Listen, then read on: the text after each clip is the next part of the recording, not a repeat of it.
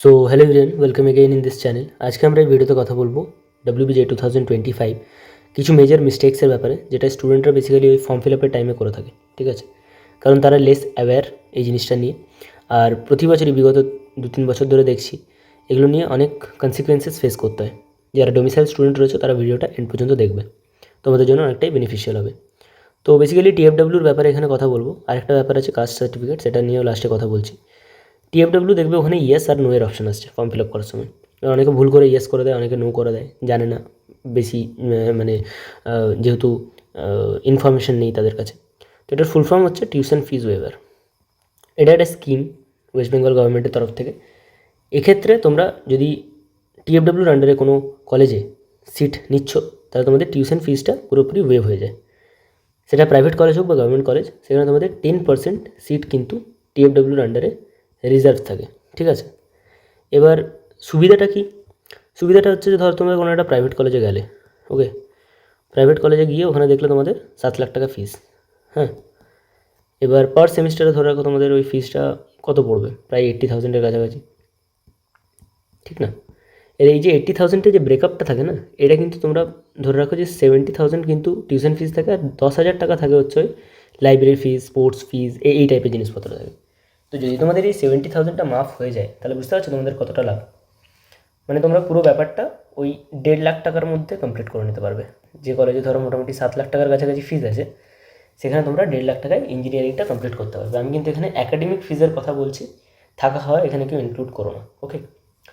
কলেজে যে ফিজটা লাগতো তার মধ্যে টিউশন ফিজটা পুরোপুরি ওয়েভ হয়ে যায়। তো এটার ক্রাইটেরিয়া কী আছে? ক্রাইটেরিয়া কিচ্ছু না, জাস্ট তোমাদের ওয়েস্ট বেঙ্গল ডোমিসাইল হতে হবে। ওই জন্য বললাম যে ডোমিসাইল স্টুডেন্টরা ভালো করে দেখবে, ওয়েস্ট বেঙ্গল ডোমিসাইল হতে হবে, ঠিক আছে। আর ফ্যামিলি ইনকাম যেটা রয়েছে 2.5 লাখ টাকার নিচে হতে হবে পার ইয়ার, ঠিক আছে। এটা যদি তোমাদের ম্যাচ করছে এই কন্ডিশনটা, তাহলে তোমরা অবশ্যই TFWতে ইয়েস করবে, আদারওয়াইজ নো করবে, ওকে।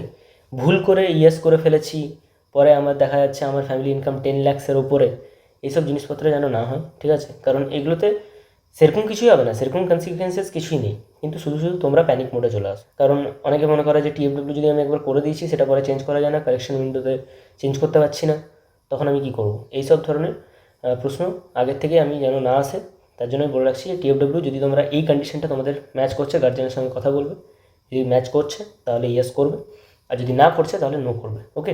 আর চাইলে তোমরা অনলাইন থেকে একবার নিজেদের ইনকাম সার্টিফিকেটটা বার করে চেক করে নিতে পারো। মাঝে 1 সপ্তাহ লাগে অনলাইন থেকে ইনকাম সার্টিফিকেট বার করতে, সেটা কিন্তু তোমরা দেখতে পারো, ওকে। আচ্ছা, নেক্সট আরেকটা টপিক হচ্ছে কাস্ট সার্টিফিকেট। এটা নিয়ে আমার কাছে অনেক দিন ধরেই অনেক মেসেজ আসছিলো, ঠিক আছে, কথা বলা হয়নি, তো ফাইনালি এই ভিডিওতে ডিসকাস করছি। তো দেখো, কাস্ট সার্টিফিকেট এখানে টোটাল তোমাদের 4টে কাস্ট রয়েছে: SC, ST, OBC, A আর B, ঠিক আছে। এর প্রবলেম হচ্ছে OBC আর বিকে নিয়ে। SC STতে সেরকম কোনো প্রবলেম নেই। আচ্ছা, এখানে একটা কথা বলে রাখি, SC STতে অনেক বেশি কনসেশন দেওয়া হয়, ঠিক আছে। এবার এর জন্য তুমি জেনারেল ক্যান্ডিডেট 100-200 টাকা বাঁচানোর চক্করে ফর্ম ফিল আপের সময় SC ST থেকে অ্যাপ্লাই করলে পরে ভাবলে যে কোনো ধরনের প্রবলেম হবে না, এতটা মানে চালাক হতে যাও না, ঠিক আছে। আগের থেকেই সাবধান করে রাখছি, 500 টাকা দিয়ে দেবে বরং, কোনো সমস্যা নেই, পরে কিন্তু কনসিকুয়েন্সেস ফেস করতে হতে পারে। কাউন্সিলিংয়ের টাইমে ফার্স্ট রাউন্ডে যে কলেজ অ্যালট হবে, যদি সেটা প্রাইভেট কলেজ হয়, সেকেন্ড রাউন্ডে অ্যালট মানে আপগ্রেড করতে চাইবে না, বলবে যে না তুমি তো SCতে ইয়েস করেছিলে, আমি আমাদের তরফ থেকে আপগ্রেড করতে পারবো না। ওখানে সাধারণত কারেকশন উইন্ডোতে লেখা যায়, কিন্তু তবুও তারা বদমাশি করবে, ওকে। সো এই ধরনের মাইনর প্রবলেম থেকে বাঁচার জন্য বলছি, 100-200 টাকা সেরকম কোনো বড় ব্যাপার নয়, ঠিক আছে। তো যারা যে ক্যাটাগরি থেকে বিলং করো তারা সেই ক্যাটাগরি থেকেই লিখবে, ওকে। আচ্ছা, এবার OBC A আর B থেকে ব্যাপারটা বলি। OBC আর B, অনেকে বলছে যে দাদা যে রুলটা এসছে বা যা কিছু হয়েছে, দেখো 2011-র পরে যদি তোমাদের সার্টিফিকেট তৈরি হয়েছে এবং তোমরা যদি সত্যিকারের OBC থেকে বিলং করো, তোমাদের যদি ওই লিস্টে নাম নেই, ঠিক আছে, বা তোমাদের যদি কোনো ধরনের সমস্যা নেই, তাহলে তোমরা অবশ্যই OBC A আর Bতে ক্লিক করবে। কিন্তু সমস্যা হচ্ছে এখানে NCL সার্টিফিকেটটা নেই, নন ক্রিমিলিয়ার ক্যাটাগরি। এবার এটার ক্রাইটেরিয়া হচ্ছে যে তোমাদের ফ্যামিলি ইনকামটা 8 লাখের নিচে হতে হবে।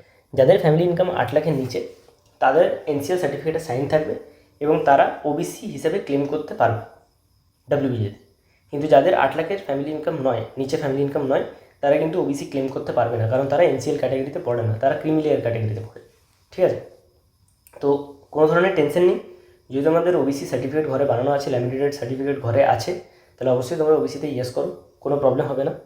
যারা ইডাব্লিউএস ক্যাটাগরি থেকে করবে ভাবছো, তাদের তো অবভিয়াসলি কোনো ধরনের কাস্ট কাজে আসবে না, ঠিক আছে? তারা as a general candidate EWS category থেকে অ্যাপ্লাই করতে পারো। ওকে, ইডাব্লিউএসের নিয়ে অন্য ভিডিও আমি ডেডিকেটেড ভিডিও বানিয়ে দেবো, তাই চ্যানেলটাকে এখন থেকে সাবস্ক্রাইব করে নাও, আর দেখা হচ্ছে নেক্সট ভিডিওতে।